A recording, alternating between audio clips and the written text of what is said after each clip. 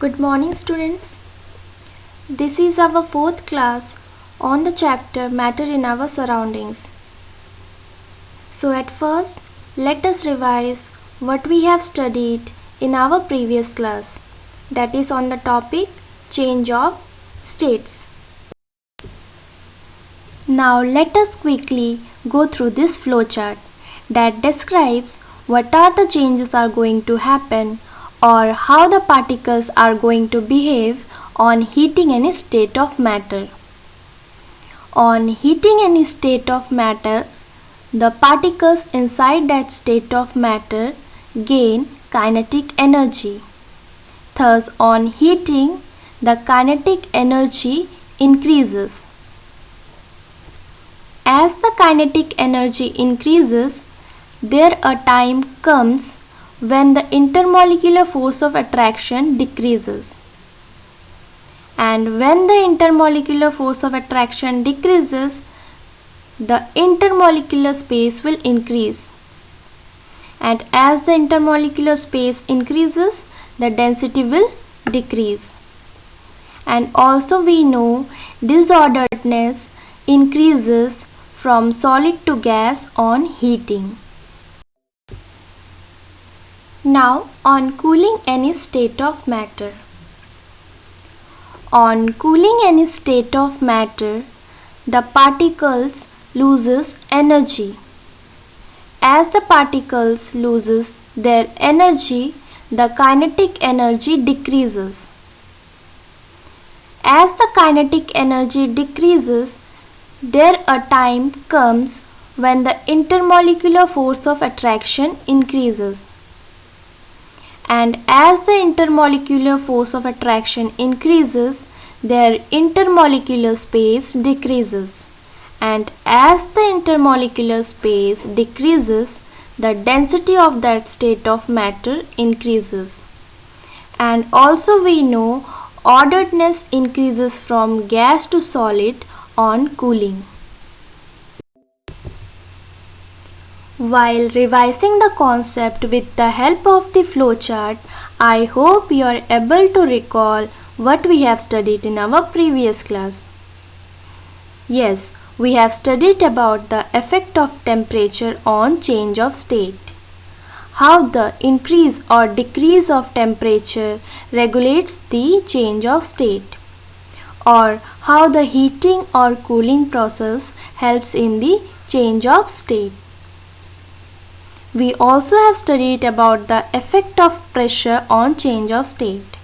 How the increase or decrease of pressure helps in the change of state.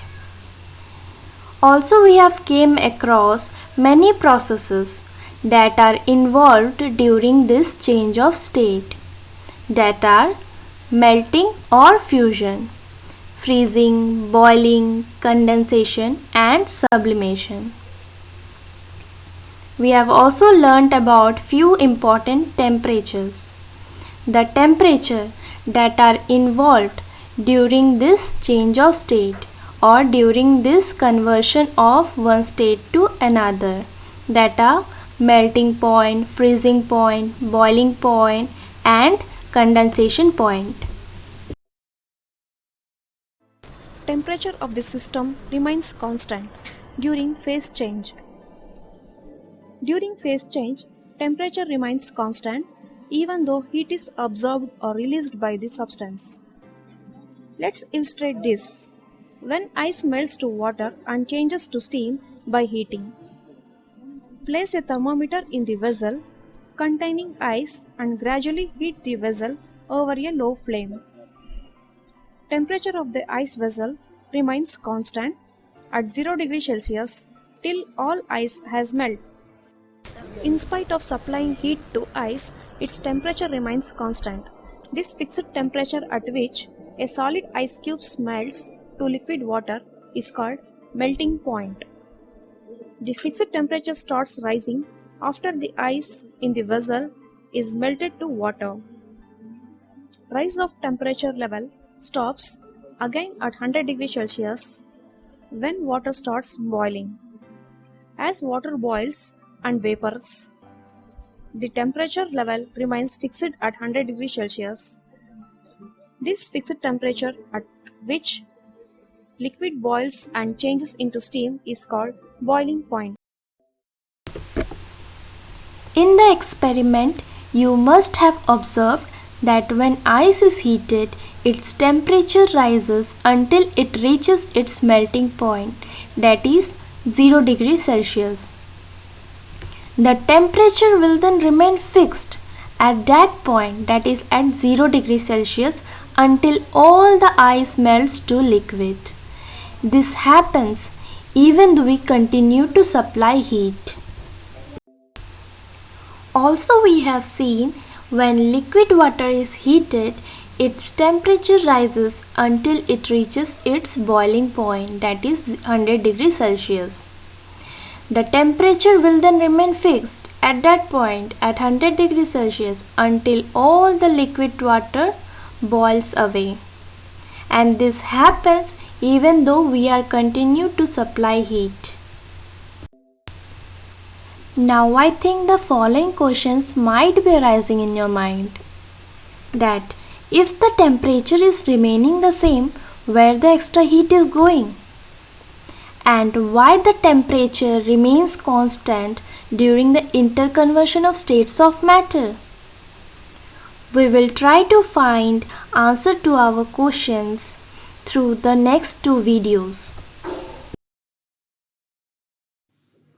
In the last video, we saw that when we heat ice in a beaker, the temperature rises till the melting point of ice, that is 0 degrees Celsius, is reached.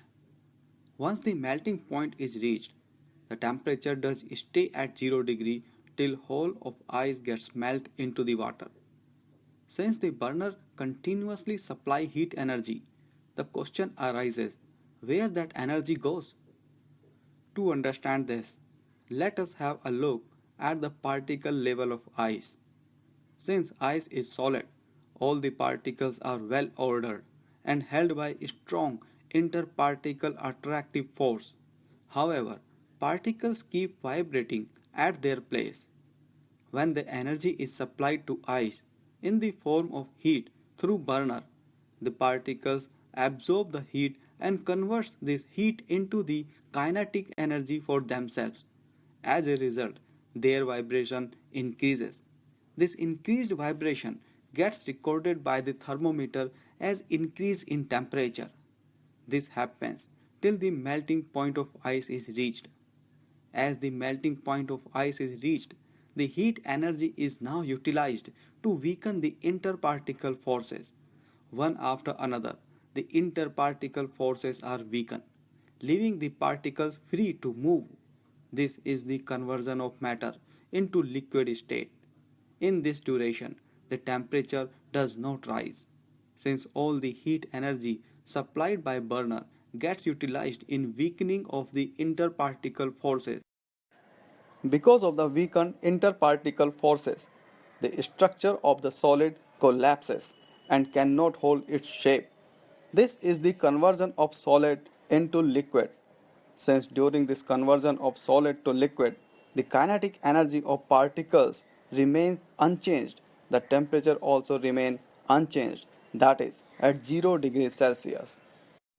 During this phase of conversion of ice into water, the heat energy utilized for weakening of the interparticle forces is called the latent heat of fusion.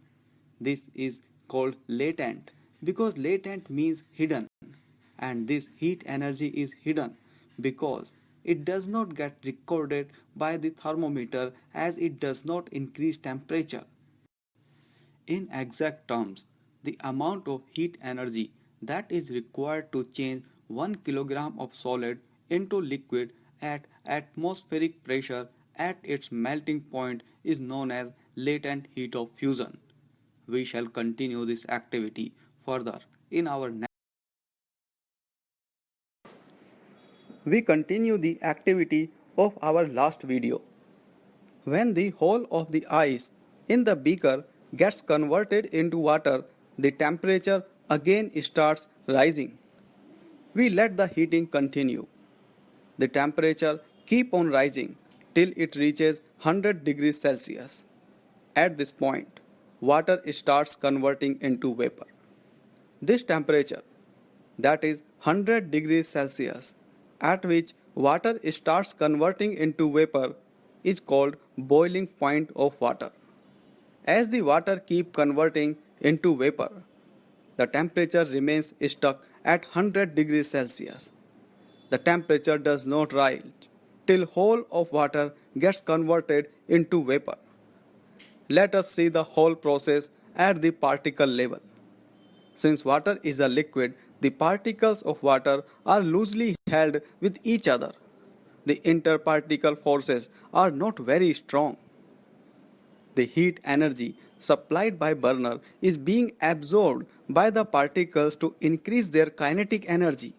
As a result, the vibrations of the particles increases. This increased kinetic energy shows itself up in the form of the increased temperature, which gets recorded by the thermometer.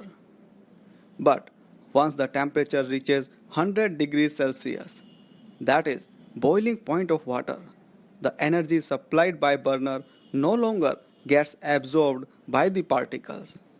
The energy now gets absorbed by the interparticle forces. As a result, the interparticle forces gets weakened and they do break. This energy which gets absorbed by the interparticle forces is called latent heat of vaporization. Remember, latent means hidden. It is called latent because it is hidden, as it does not lead to increase in temperature and thus does not get recorded by thermometer. Once the latent heat of vaporization leads to breaking of interparticle force, the particle becomes free to move like a gas. This is the conversion of water into vapor. One after another, interparticle forces break, leading to particles leave the water and move like a vapor. The temperature remains at 100 degrees Celsius till all the water gets converted into vapor. I got my answer and I hope you also got your answer in these two videos. So what's the chemistry behind this mystery? Where the extra heat is going? Why the temperature is remaining constant? The heat we are supplying during the process of melting and boiling is being used for two purposes. The heat we are supplying during melting and boiling process is being used for two purposes. First, to increase the kinetic energy of the particles. Second, to weaken the intermolecular force of attraction between the particles. The heat we are supplying is first used to increase the kinetic energy of the particles. Since kinetic energy of the particles are increasing, the temperature also increases. And there a time comes the temperature stops increasing. The temperature reaches the melting and boiling point. At that time, both the kinetic energy and the temperature remains constant. We are continue to supply heat, then where that heat is going? That time the heat is being used to weaken the intermolecular force of attraction. Since we are supplying heat and the temperature is remaining constant, that heat is called latent heat.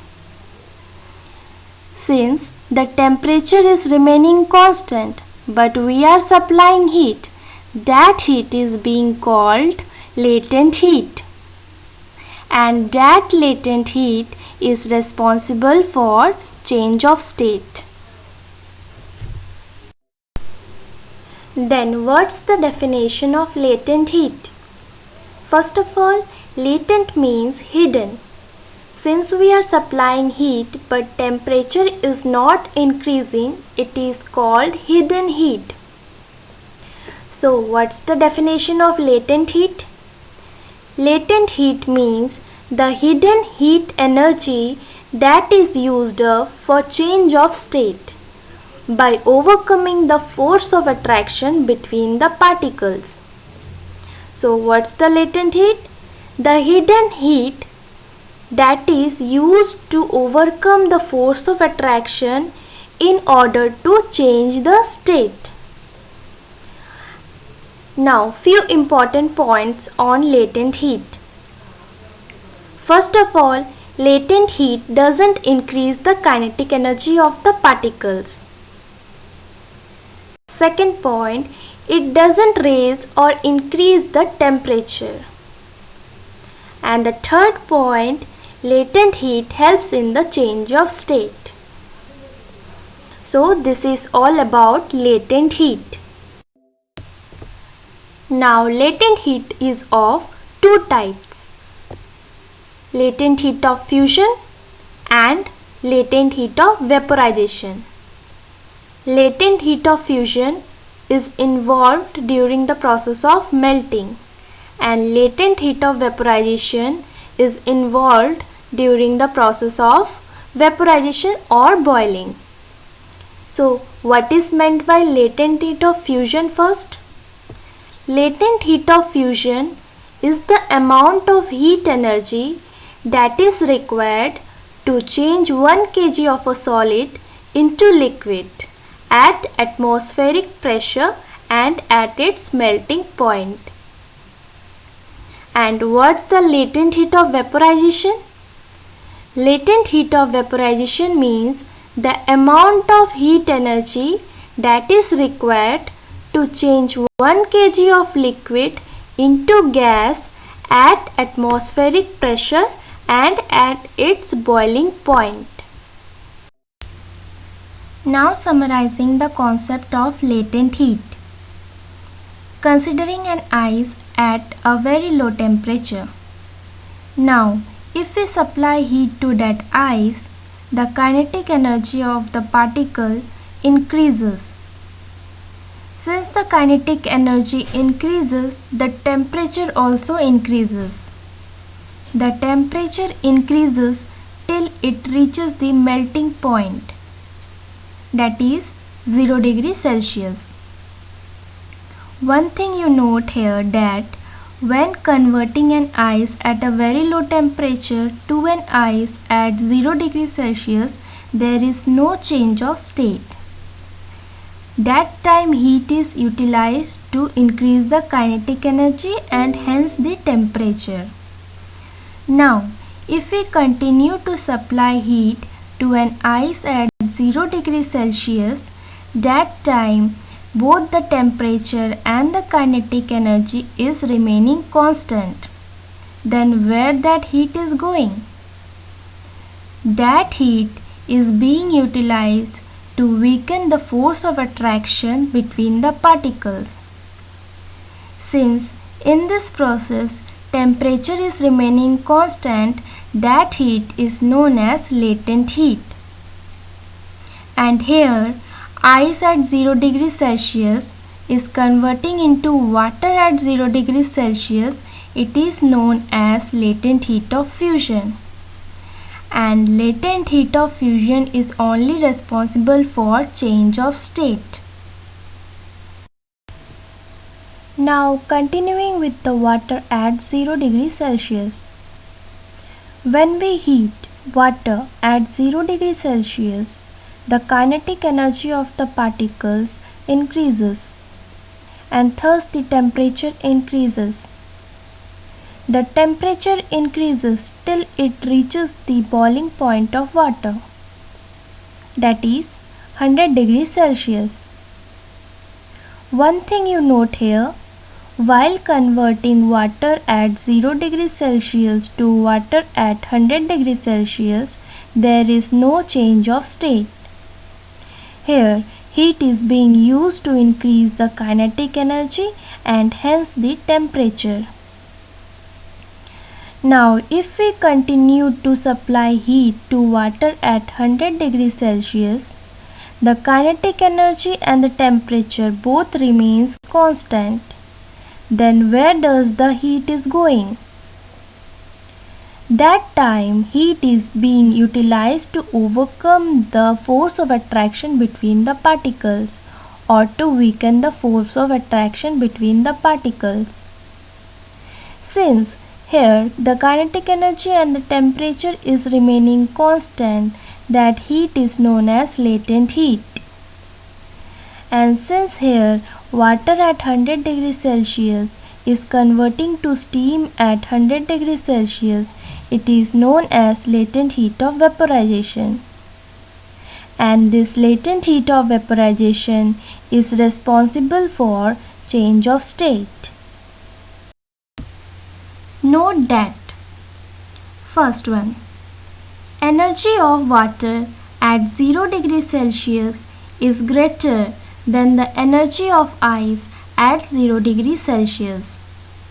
Why this is so? This is because particles in water at 0 degrees Celsius have absorbed extra energy in the form of latent heat of fusion. Second note, energy of steam at 100 degrees Celsius is greater than the energy of water at 100 degrees Celsius. And this is because particles in steam at 100 degrees Celsius have absorbed extra energy in the form of latent heat of vaporization. Now, few facts and reasons behind that. Steam causes more severe burn than boiling water. Reason behind this is that both boiling water and steam are at 100 degrees Celsius. But steam is causing severe burn than boiling water. This is because the steam contains more heat as latent heat of vaporization. Another fact is that drinks are cooled more effectively by storing them in ice pieces rather than in ice cold water at 0 degrees Celsius. Reason behind this is that both ice pieces and ice cold water at 0 degrees Celsius, but drinks are cooled more effectively by ice pieces. This is because ice pieces contain less amount of heat energy, whereas the ice cold water contains more heat as latent heat of fusion. Importance of latent heat in real life. Food cooks faster in a closed pan compared to open pan. This is because lid of the pan does not allow its produced steam to escape.